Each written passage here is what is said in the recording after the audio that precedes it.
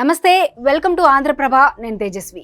Andhra Pradesh assembly ఎన్నికలు ఎప్పుడు జరిగినా ఆ నియోజకవర్గంలో గెలుపు మాత్రం వారి ఖాతాలో పడాల్సిందే.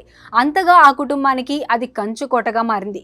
రేపో మాపో ఏపీ ఎన్నికలకు సంబంధించి షెడ్యూల్ విడుదలయ్యే అవకాశం ఉంది.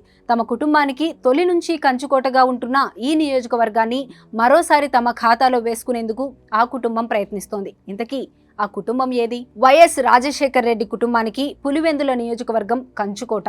వైఎస్ఆర్ కాంగ్రెస్ లో ఉన్నప్పుడు ఈ నియోజకవర్గం నుంచే అనేక సార్లు గెలుపొందారు. ఆయన మరణం తర్వాత ఆ సీట్ను జగన్ తన పర్మనెంట్ సీటుగా చేసుకున్నారు. ఇకపోతే పులివెందుల నియోజకవర్గంగా ఏర్పాటైన తర్వాత తొలిసారిగా జరిగిన 1955 ఎన్నికల్లో కాంగ్రెస్ పార్టీ విజయం సాధించింది.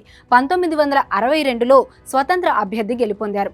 ఆ తర్వాత 1962 నుండి 2009 వరకు జరిగిన అన్ని ఎన్నికల్లో కాంగ్రెస్ పార్టీ అభ్యర్థులే గెలుపొందారు.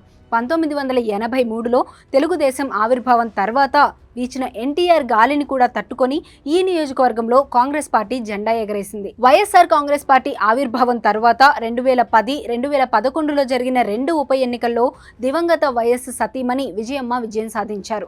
2014, 2019 ఎన్నికల్లో ప్రస్తుత ముఖ్యమంత్రి జగన్మోహన్ రెడ్డి గెలుపొందారు. మరోసారి అక్కడి నుండి పోటీ చేసేందుకు ఆయన అన్ని ఏర్పాట్లు చేసుకుంటున్నారు.